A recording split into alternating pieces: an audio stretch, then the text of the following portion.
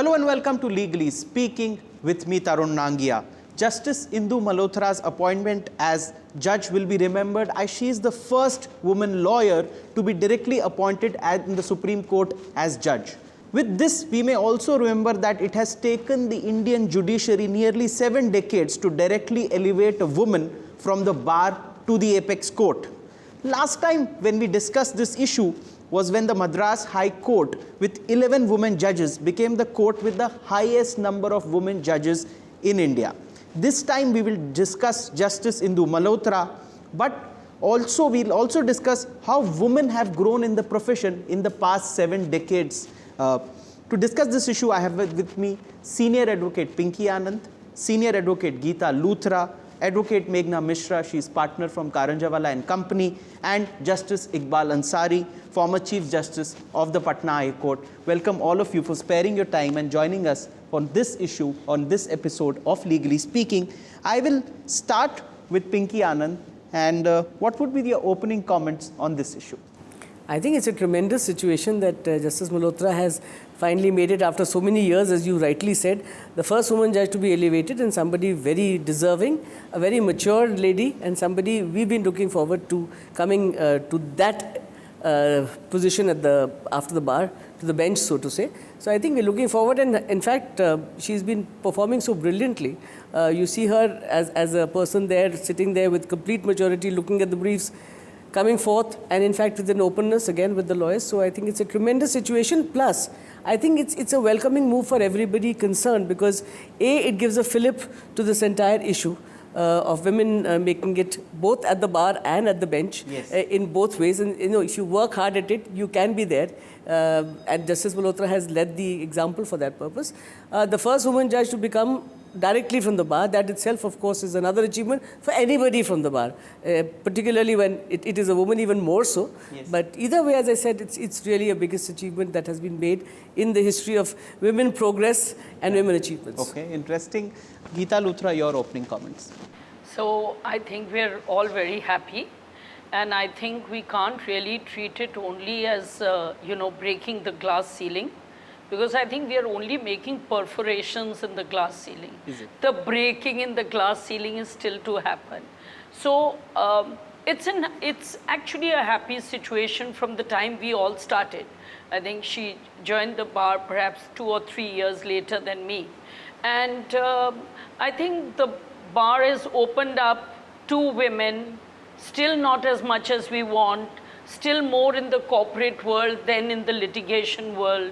In the litigation world, it's far more competitive, far more difficult. And from there to make it to a judge of the Supreme Court, I think is something which we're all very happy about and pleased. And particularly, I think she's a deserving person. So all the more kudos to her. Okay. Meghna Mishra, your opening comments. So just to take from what you said, so 7 decades since independence, the 7th lady judge to make it to the Supreme Court, the first one from the bar. I think that speaks volumes of where we are. So what ma'am is saying, it's perhaps just the glass ceiling has been shattered, not broken, as she rightly said. So I think we have a long way to go, but this is extremely positive, and it encourages women in all spheres, in all fields of life. More so, of course, in the legal profession. But when a glass ceiling is broken, or some dent is made, that I think sends a huge signal to everybody. So this is not just for the legal people who have chosen to practice in the field of law, but women across in all fields. So I think this is huge, and this is a wonderful step. Justice Ansari, you joined the judiciary, I think, sometime in the 70s. You have... No, I joined in 90. In 90.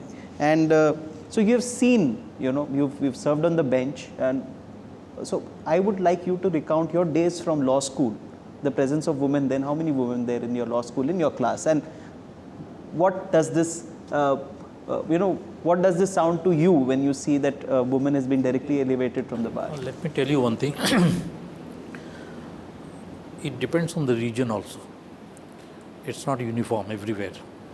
As far as the question of women's entering into the profession of law or becoming a part of the judiciary is concerned. I come from Northeast, from Assam, so it is much more open society. So the kind of restrictions which I have felt maybe in UP, Bihar, Madhya Pradesh or Rajasthan, that kind of restriction is not there. Okay. But still, women find it difficult to... Even in societies like Assam? Yes. Though number-wise, I think percentage-wise, it's a very high number. Yes. Yes.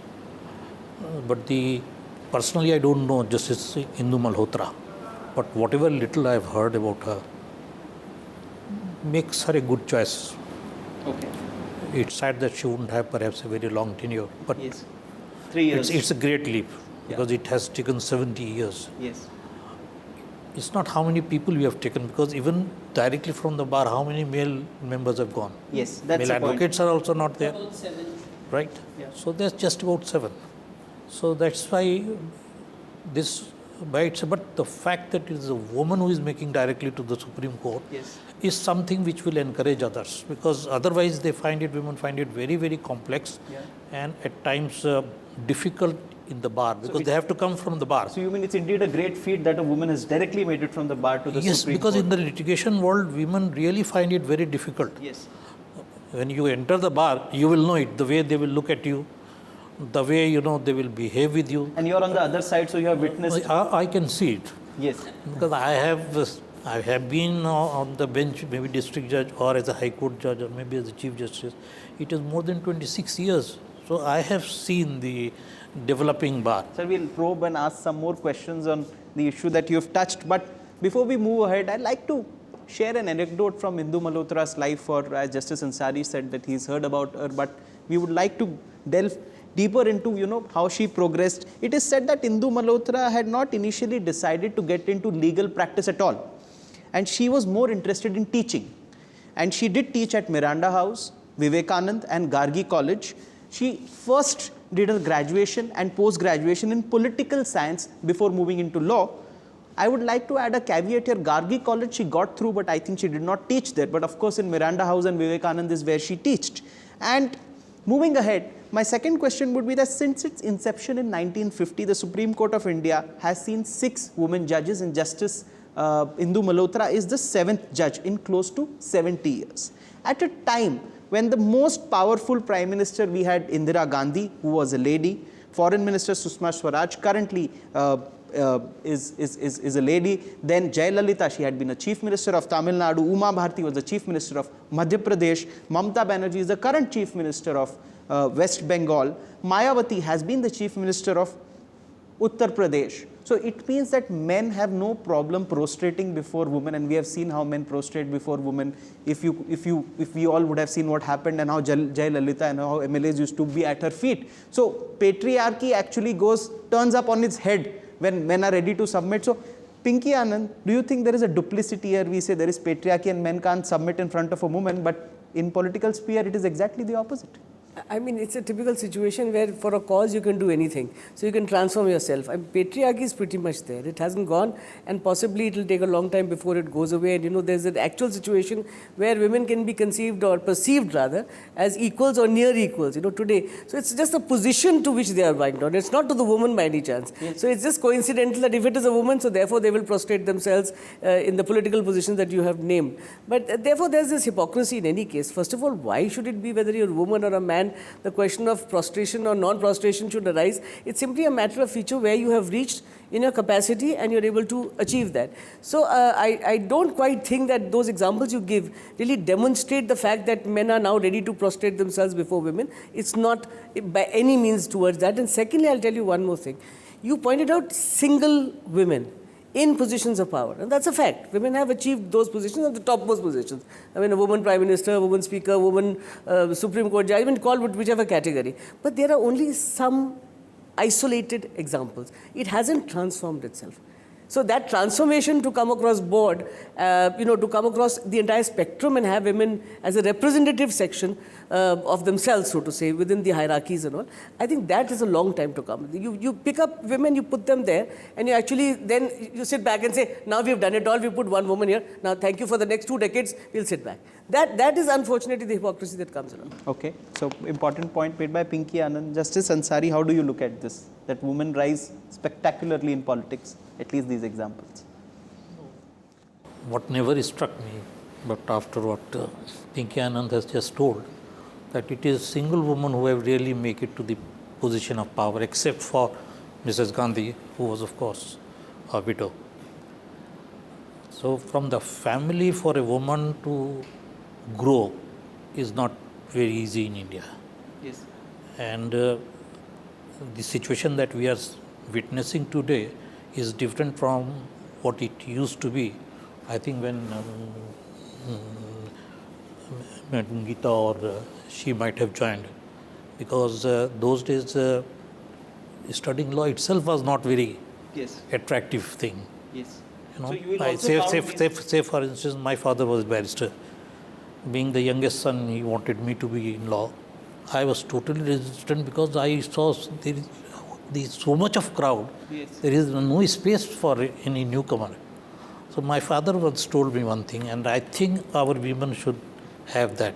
He says, have you seen the tip of the needle? Yes. The base is heavy, but on the tip of the needle it is pointed. But there is still a space available. Yes. You must know how to reach there. And that is what I feel. Okay. You know, for a family, to come up from a family, Yes. the woman has to maneuver a lot, has to sacrifice a lot, and I think family has to encourage. Okay, family Otherwise, has to- family does not encourage, you can't be Okay. successful. Geeta Luthra, your comments on this. So I think two comments. One, the women in politics who've come up have been dynastic. There are hardly anybody who've not had a godfather or who have not been dynastic. So I don't think that counts very much. We want to see women come up on merit, non-dynastic if possible.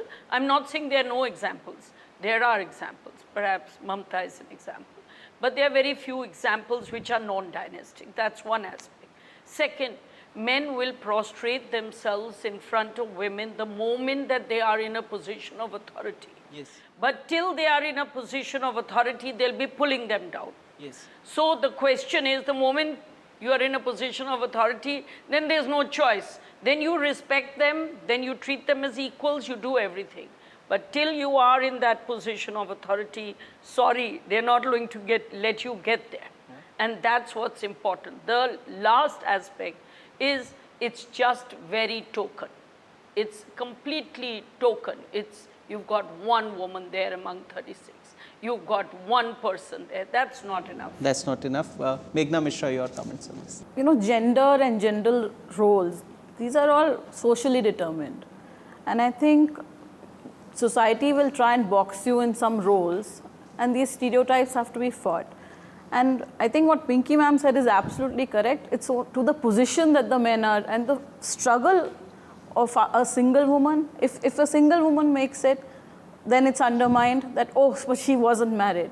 And if someone with children and a husband makes it, then it's always questioned, did she somehow didn't do justice to that part of aspect of her life? So I think it's always fraught with a lot of difficulties, but you have to decide, you have to be very determined, you have to have a lot of grit, and you have to be very thick-skinned, I think, to be able to ultimately make it. So it's not like the men are going to help you get there. You have to, yes, very, very uphill, and you have to fight your way through it. Okay. Now, moving ahead, we'll again start with an anecdote on Indu Malhotra. Justice Malhotra was born in Bangalore. She went to a school in Delhi, which is Caramel Convent, and went to Sri Ram College, where she did her higher education. She enrolled for her MPhil in Jawaharlal Nehru University, but then changed her mind to join the legal practice and follow the path of her father, who was an eminent counsel, Mr. O.P. Malhotra. That was it. But now, taking our episode ahead, it has taken the Supreme Court near about 4 decades since independence to appoint the first judge to the Supreme Court who was a woman. So 4 decades is not a small time period. And Pinky Anand, since you've braved all odds and you have been the additional Solicitor General of India for the past 3 years, how would you see this? That 4 decades for the first woman to break that barrier and become the Supreme Court judge? I'll go further.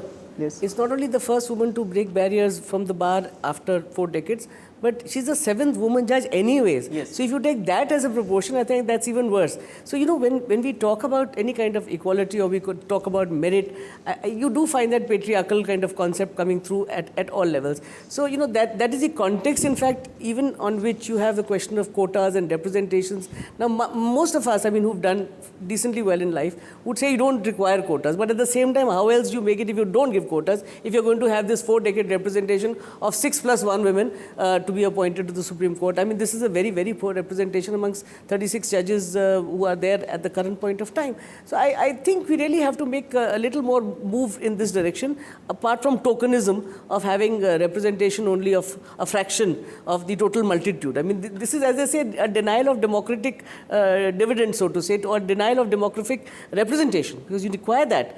For participation, you know, we don't want to go to Aristotle's way of time and saying that women can't be citizens of the state and they should be kept outside and conceptually done there. So I guess somewhere down the line, this really has to become a far more cohesive and a propelling movement to go much faster. We don't have all the time in the world to wait. Okay. Justice Ansari, I want to ask you a different question. It is said that when Justice Leela Seth was elevated, or even with some other judges, when you introduce a new judge, judges among themselves will say that meet the new lady judge of the High Court, even when the gender of the judge is apparent. You say that meet the new lady judge, where even men are reluctant to sit with lady judges on the same bench. Is that true, Justice Ansari? Because this is what comes off in our discussions with many in the legal profession. Personally speaking, I haven't experienced, so I won't be able to say. Yes. But yes, for a lady or for a younger lady to work with a man Yes. is not very easy, Yes. because so many fingers are pointed, and it will be more from the women end. Yes. You know, it may be his wife who will be objecting to it.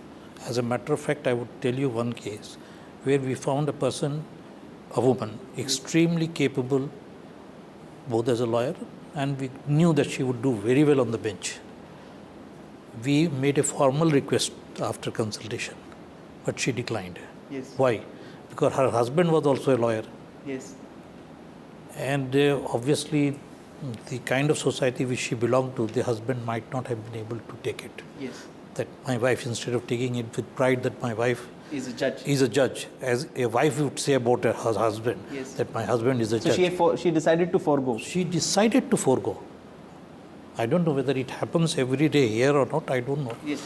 But at least there's something which I am saying from my personal Now, experience. before I move to Geeta, and because you said this, we're going to talk about one more anecdote about Indu Malhotra. She recounted in an interview some years ago that some of the seniors who have impacted Indu Malhotra are Fali Nariman for his meticulousness, going to depth of the issue. Because she used to brief him when she was working with Praveen Parekh 3 decades ago. She was interning in the chambers of Praveen Parekh. She worked there for a couple of years, as we understand. She also learned a lot, she says, from Gopal Subramaniam, who had advised her to not enter the court before reading a brief, even if it is for a mentioning. But Indu Malhotra made a very important point in the interview she had given, that the judges will forgive you for not knowing the law, but they would not if you don't know the facts. Geeta Luthra, I mean, in face of this comment, and now that she herself has been elevated, what would you make of it? So, see, the perception is that you should know the facts of your file. Yes. So that is true. I mean, you should, I think, know the law and the facts. But given the fact that if there's a choice between the two, at least you should know the facts of your file. I think you should know both.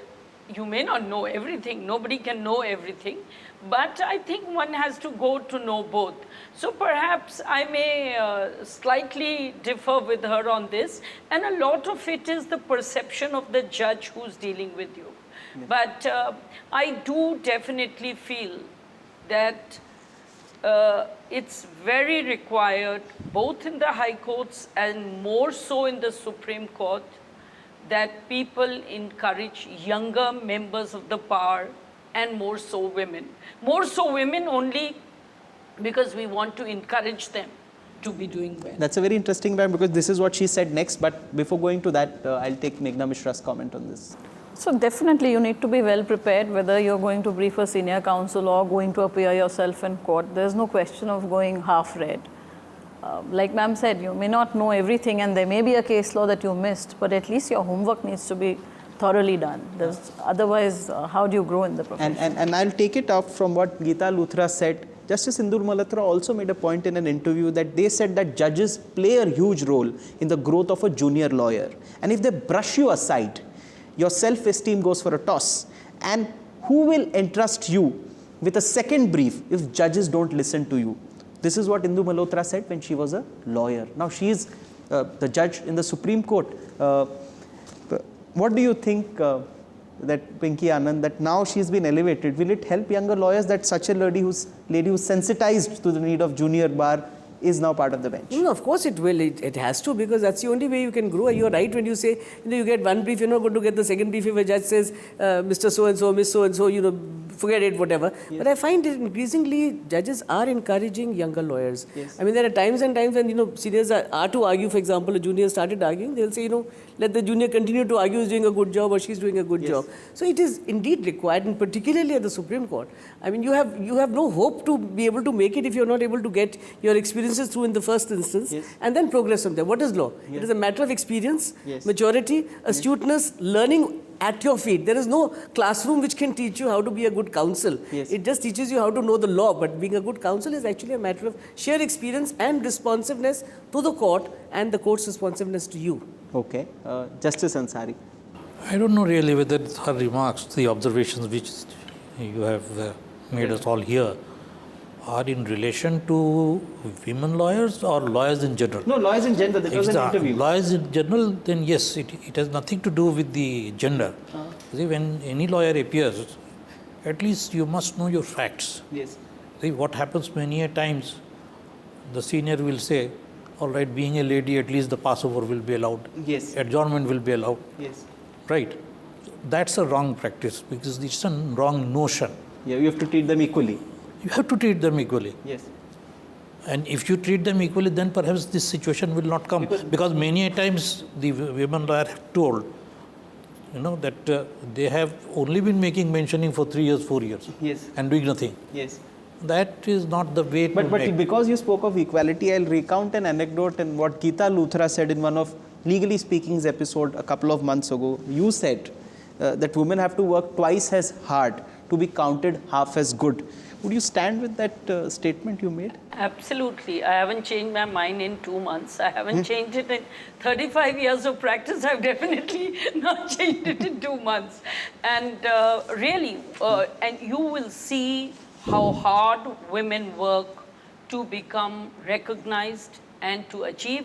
And the best person to say that would be Justice Ansari, because we've been in position of being lawyers. But Justice Ansari would note that the appreciation of a woman lawyer will come after some time. And particularly the male colleagues will be very grudging before they actually recognize and acknowledge them. Okay. And therefore, it's a hard task. It's a hard task, and because we are running out of time, and I would like to end the episode because we're totally out of time, but in next episode we'll speak. I want to, in fact, recount a statement which was again made by Indu Malhotra that judiciary is very personality oriented, she said when she was a lawyer.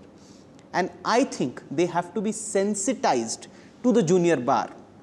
Some women also feel that, though I haven't had that experience, she says, that there is a level of gender bias, especially the women who argue are concerned, not with the women who are advocates on record or solicitors. By and large, junior bar doesn't get that opportunity to present, and judiciary gets sensitized and train the junior bar. That is what she said, the judiciary should get sensitized and train the junior bar. They have a role also. And now a woman who had all these thoughts when she was a lawyer has been elevated to the bench. It's indeed good news, and we would like to see and track also the judgments that she gives. We'll of course be tracking on Legally Speaking and discussing in the coming months. And she's got a 3-year tenure, and there'll be much more to discuss. But thank you, viewers, for joining us on this episode of Legally Speaking. Thank you, Pinky Anand, Justice Ansari, Geeta Luthra, and Meghna Mishra for sparing your time and joining us on this episode. Thank you, viewers.